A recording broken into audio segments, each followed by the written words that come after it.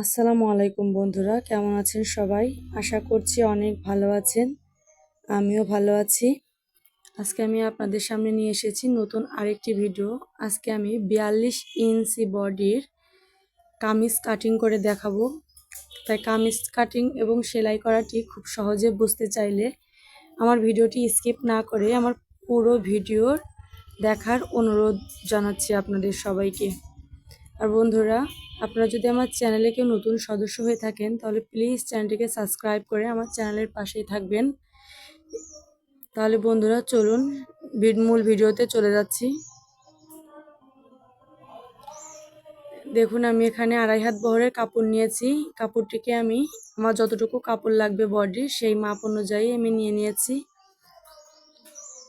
এখানে 14 ইঞ্চি কাপড় নিয়েছি, 4 ভাঁজে ভাঁজ করে নিয়েছি। খোলা অংশ সামনের সাইড, বদ্ধ অংশ আমার সাইডে আছে। এখন গলার অংশটা কেটে নেব। আমি উপর থেকে এইভাবে আড়াই ইঞ্চিতে মার্ক করে নিয়েছি এবং নিচে গলার লম্বা নিয়েছি 5 ইঞ্চি পরিমাণ এবং কাঁধে আমি রাখছি 4 ইঞ্চি পরিমাণ এবং এখান থেকে বগলের মাপটা নেব হচ্ছে 7 ইঞ্চি পরিমাণ। এখন এই দাগগুলো আমি এখন মিলিয়ে দেব। দাগগুলো মিলিয়ে দিয়েছি। এখন আমি বডির মাপটা নিয়ে নেব। যেহেতু আমার 42 ইঞ্চি বডি, সেহেতু 10.5 ইঞ্চি নিয়েছি এবং 1 ইঞ্চি নিয়েছি সেলাইয়ের জন্য। উপর থেকে এভাবে 14 ইঞ্চি নিলাম কোমরের। তারপর এখান থেকে মাজার মাপটা নিয়ে নেব আমি। আসলে এটি ফাড়ার মাপ 23 ইঞ্চিতে আমি মার্ক করে দিয়েছি এবং এটা আমি লম্বা দাগ টেনে নিচ্ছি স্কেল দিয়ে। দেখুন, বডির মাপ যা নিয়েছি তার থেকে আমি 0.5 কম নেব। এখানে নিয়েছি 10.5, এখানে নিলাম হচ্ছে 10, এখানেও নিলাম আমি 10.5। এখন এগুলোকে আমি মার্ক করে দিচ্ছি স্কেলের সাহায্যে এবং আমি দাগগুলোকে মিলিয়ে দিচ্ছি। দেখুন, এই দাগগুলো আমি মিলিয়ে দিচ্ছি। এখানে আমি যতটুকু কাপড় আমার নিচে ঘেরের জন্য রাখবো সেই অনুযায়ী আমি দাগ করে নিচ্ছি। আমি জামার ঝোলটা টোটালি 47 ইঞ্চি রেখেছি। এখন আমি এটা রাউন্ড শেপ করে নিচ্ছি।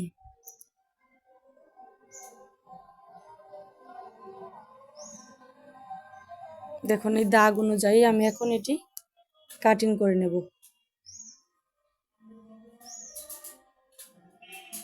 এখন দাগ অনুযায়ী আমি কাটিং করে নিয়েছি। তাহলে জামার পাটটা সেলাই করা হয়ে গেছে, জামা কাটা হয়ে গেছে। এখন আমি জামার যে গলা নিয়েছিলাম গলার কাপড়টা আমি কেটে নেব। দেখুন, আমার এক্সট্রা যে কাপড় বেঁচে আছে সাইডের, এখান থেকে আমি মাপ দিয়ে নিলাম। গলার কাপড়টা আমি কেটে নিলাম।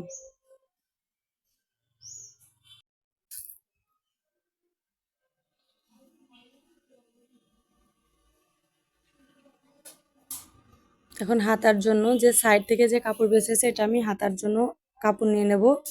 হাতাটা আমি লম্বায় নিয়েছি 16 ইঞ্চি এবং জামাটার এক পাশ ধরে আমি এটা সাইজ মতো কেটে নিয়েছি।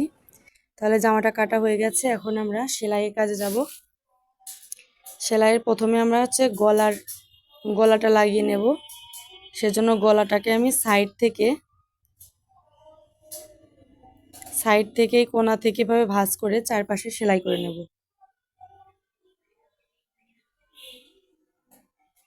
এবং সাইডের কোণা থেকে এভাবে একটার উপর, আসলে জামার কাপড়টা সিধা সাইডে রাখবো এবং গলার কাপড়টা উল্টা সাইডে রেখে এভাবে আমি সেলাই করে নিচ্ছি।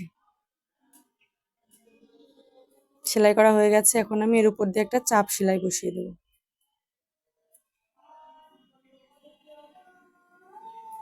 দেখুন, গলাটা সেলাই করা হয়ে গেছে।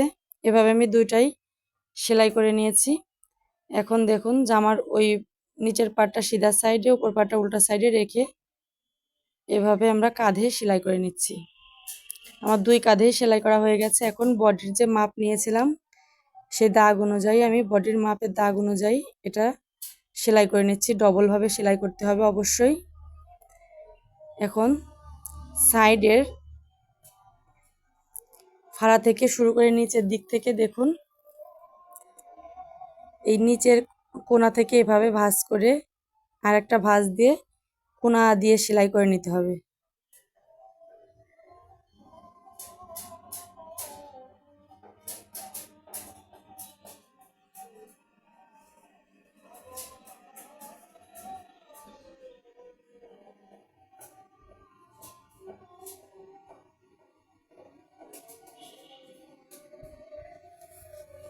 এভাবে আস্তে আস্তে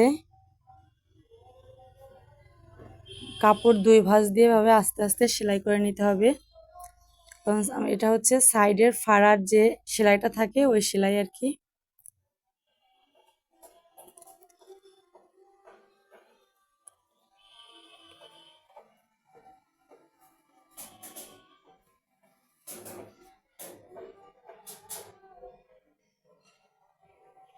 দেখুন এভাবে আমি সেলাই করে নিলাম। এখন এটাকে এভাবে ঘুরিয়ে দেব। ফাড়া থেকে 1 ইঞ্চি উপরে আমি সেলাইটা শেষ করেছি। এখান থেকে আমি এভাবে ঘুরিয়ে নিয়ে ওই পাশে যে কাপড় আছে ওইটাকে আমি ভিতরে এভাবে ভাঁজ করে দেব। এখন আমি আবারও ঘুরিয়ে নেব। আপনারা মনোযোগ সহকারে লক্ষ্য করুন, এটা শিক্ষণীয় একটা বিষয় আছে এখানে। দেখুন, এটা কিন্তু সেলাই ভালো না হলে আপনার জামা কিন্তু দেখতে ভালো লাগবে না। দেখুন এভাবে আমি সেলাই করে নিয়েছি দুই পাশেই।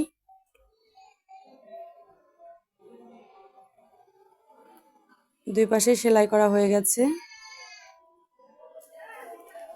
এখন নিচের দিকে আমি সেলাই করে নেব।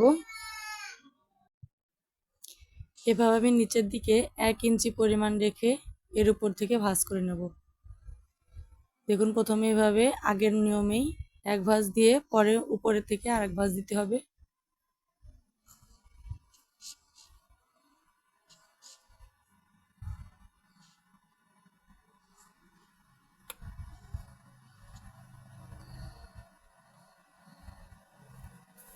এভাবে ভিতরের সাইডে প্রথমে সেলাই করে নিতে হবে।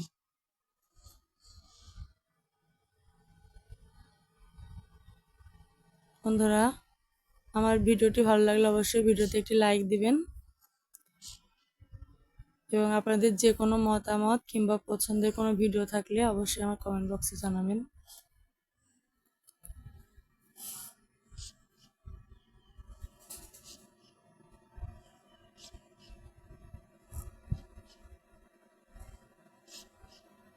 দেখুন আমার এক পার্ট সেলাই করা হয়ে গেছে।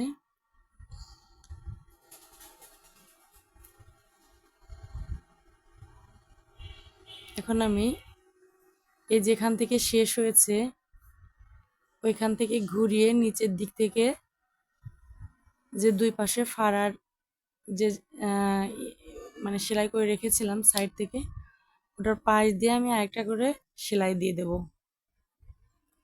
পুরো সাইডটাকে ঘুরিয়ে এভাবে সেলাই করে নিতে হবে।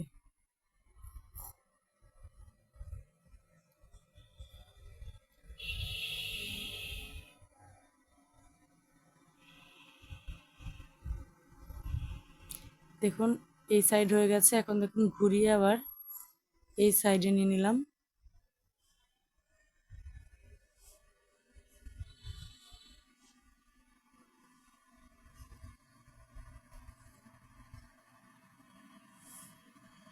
এভাবে ঘুরিয়ে 4 সাইড থেকেই সেলাই করে নিতে হবে।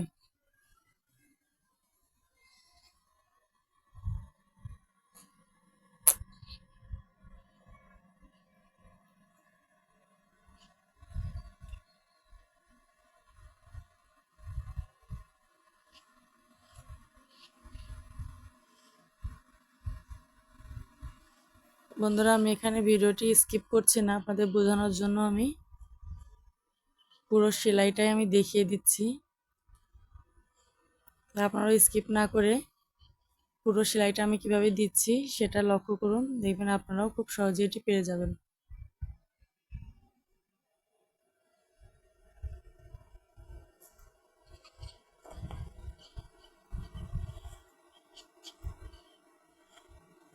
তাহলে আমার চারপাশে সেলাই করা হয়ে গেছে। এখন আমি হাতা লাগাবো।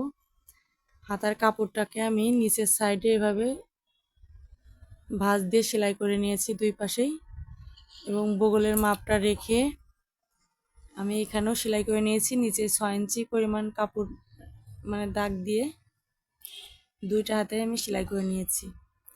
এখন আমি হাতাটা জয়েন্ট দেব।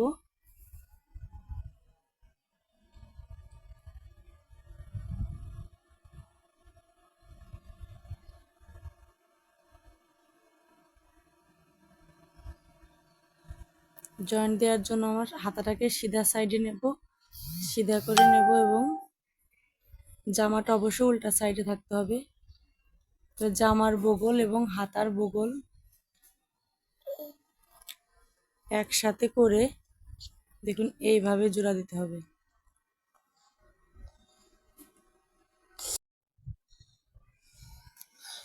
দেখুন নিচে যে বাড়তি কাপড়টা আছে সেটা আমি নিচের দিকে এভাবে ভাঁজ করে দিচ্ছি। এখন এর উপর দিয়ে চারপাশ দিয়ে এভাবে সেলাই করে নিতে হবে। সেলাইটা অবশ্যই ডবল করে নিতে হবে, তা নাহলে সেলাইটা খুলে যাওয়ার সম্ভাবনা থাকবে। এখন হাতাটা আমার খুব সহজেই লাগানো হয়ে গেছে, দুই পাশের হাতাটাই দেখুন কত সুন্দর হয়েছে। এখানে আমি গলার যে কাপড় লাগিয়েছি এটাকে আমি হাতে সেলাই দিয়ে নেব। অনেকে আপনারা মেশিনে সেলাই দিয়ে নিতে পারেন। তো দেখুন এটা হচ্ছে জামার ফাইনাল লুক। খুব সহজে জামাটি বানিয়ে দেখালাম বন্ধুরা। তারা আপনারা যদি আমার চ্যানেলের নতুন হয়ে থাকেন তাহলে চ্যানেলটিকে অবশ্যই সাবস্ক্রাইব করে রাখবেন, যাতে আমার পরবর্তী ভিডিও নোটিফিকেশন আপনারা সবার আগে পেয়ে যান। তাহলে আমার এই পুরো ভিডিওটি কেমন লাগলো বন্ধুরা কমেন্টে অবশ্যই জানাবেন আমাদের যে কোনো মতামত। আজ এই পর্যন্তই, ভালো থাকবেন সবাই, আল্লাহ হাফেজ।